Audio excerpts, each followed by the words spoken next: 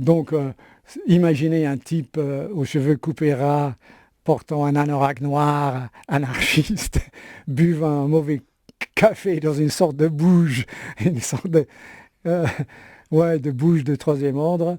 Ça, c'était moi, en train de lire La saison d'enfer, les Illuminations. C'est-à-dire que je connaissais Rimbaud presque par cœur. Et quand j'ai terminé mes études à la fin de la dernière année, le, l'examinateur extérieur, parce qu'il y avait un examinateur qui devait venir d'une autre université et même d'un autre pays pour faire passer les examens finaux, le bonheur pour moi, c'était que c'était une femme qui avait fait une biographie de Rimbaud.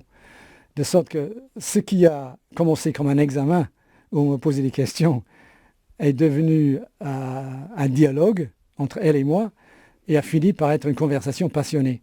Et à la fin de cet examen qui était devenu dialogue et conversation, on était tous les deux vraiment passionnés.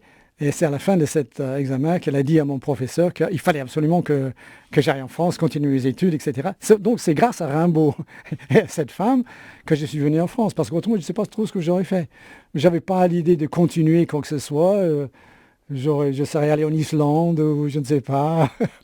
Le hasard objectif dont vous parliez, Kenneth White. Le hasard objectif, ma fin, il y avait quand même un fond. Je viens de parler de hasard, mais quand même, à la fin de mes études à moi, donc études de français, d'allemand, de philosophie et de latin, je savais quand même, au fond de moi, que la France était la prochaine étape. C'était la France.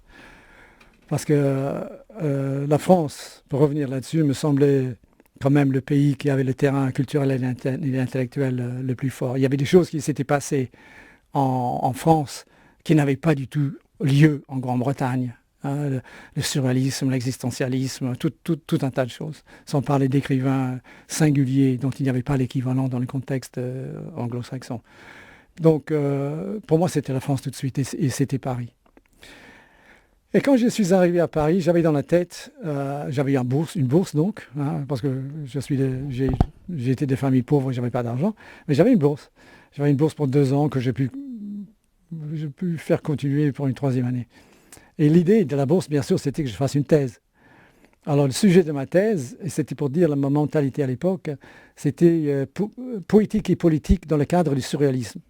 Politique et poétique, c'est ça qui m'intéressait, cette espèce de juxtaposition ou de dialectique entre les deux.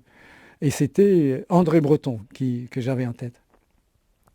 Alors, je me promenais, comme j'avais fait à Glasgow, je me promenais dans Paris, dans les quartiers les plus à l'écart de Paris. C'était pas le Paris du tourisme, loin de là. C'était pas le Paris des Lumières, loin de là. C'était le Paris obscur que j'aimais.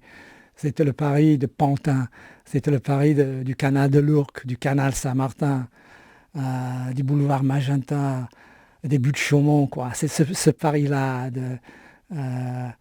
d'ombre et d'obscurité dans lequel j'irais, avec dans la poche de ma veste, les pas perdus, l'amour fou de Breton. Hein. Je savais que Breton habitait pas loin de la place Blanche, que j'ai fréquenté aussi, juste en dessous de Montmartre. Montmartre, j'avais tendance à négliger parce que c'était devenu trop touristique, mais la place Blanche ne l'était pas. Je savais très bien que Breton habitait tout près, dans la rue Fontaine, 42 rue Fontaine, je savais ça. Mais je ne pensais absolument pas aller lui rendre visite. J'étais plutôt content d'errer dans les rues et les ruelles de Paris avec ses livres en poche. Mais à un moment donné, Marie-Claude et moi, nous étions déjà ensemble. Une des raisons pour lesquelles je viens en France, je suis venu en France, c'était évidemment parce que j'avais rencontré une fille française, une femme française, Marie-Claude. Et à un moment donné, ayant vécu à Paris, dans la grande ville, nous avions envie de vivre à la campagne, à l'écart, même dans le désert, quoi, carrément. Et on avait entendu parler de l'Ardèche comme un lieu où on pouvait acheter pour 3 sous, ce qui était la limite de nos ressources, de vieilles maisons en ruine. Donc on est descendu dans le sud de la France, sur de petites mobylettes qui nous ont coûté quelques francs. Hein. Et à un moment donné, on était dans un petit village, Saint-Cirque-la-Popie, pour le nommer. Et en attendant que le café arrive, on voulait faire une petite pause dans notre pérégrination. En attendant que le café arrive, donc, j'ai tourné le tourniquet des cartes postales, comme ça. de manière tout à fait dilettante. Je n'avais même pas envie d'acheter une carte postale, mais je suis tombé sur une carte postale, la maison d'André Breton. Alors là, j'ai dit, c'est trop, c'est trop. Là, il faut que j'aille le voir. Donc, j'ai demandé au cafetier, c'est vrai est-ce que Breton a une maison ici? On m'a dit oui. Je dis où? Ah, là, il m'a indiqué comment y aller. On est allé avec Marie-Claude. Il y a une espèce de grille. J'ai sonné. Pas de réponse. J'ai sonné une deuxième fois. Pas de réponse. On a regardé dans le jardin où il y avait des rochers qu'il avait manifestement ramassés dans le lit de la lotte. Ce qui m'intéressait. J'ai sonné une troisième fois. Et là, il y avait un cri. Le corbeau. C'était pas un corbeau. Peut-être que j'imite le corbeau là. Mais en fait, c'était un perroquet. Là, j'ai appris des années après que c'était un perroquet. Mais ça me semblait quand même extraordinaire que, voulant revisiter Breton et le surréaliste par excellence, c'était ce cri d'oiseau que j'avais, quoi. Hein. Ça me plaisait. En fait, j'ai su que, parce que j'ai demandé à un voisin, bon, les Bretons ne sont pas là. Il m'a dit non, ils ne sont pas là, ils sont en train de déjeuner à côté avec leurs amis. On s'est demandé avec Marie-Claude, est-ce qu'on y va? J'ai décidé de ne pas y aller. De sorte que je n'ai jamais rencontré Breton. Mais, au moment où mon premier livre a paru, en toute candeur, à Paris, en 64, Breton, qui n'était pas du tout le pape du surréalisme, comme on dit, il était à l'affût de toutes sortes de choses. Et il avait ce livre. Et il en avait parlé dans son café de l'époque, qui était au Halles, qui s'appelait, si je me rappelle bien, La Promenade de Vénus.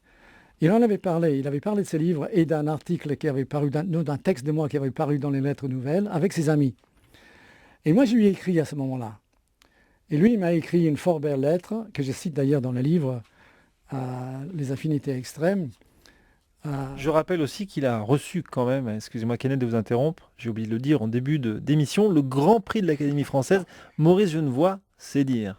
Ça me plaît, parce que Maurice Genevoix, c'est un écrivain que j'admire aussi. Donc ça me fait plaisir.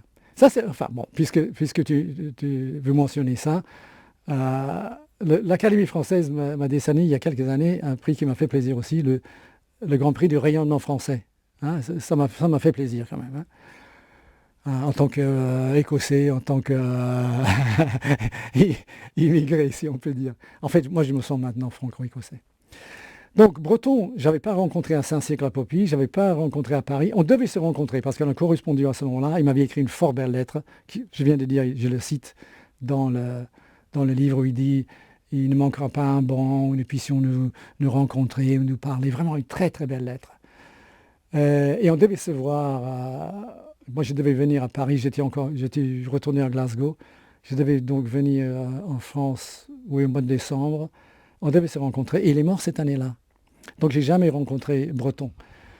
C'est des années après que j'ai pu rencontrer sa veuve, Elisa, qui m'a dit que le bruit que j'avais entendu était un cri de perroquet.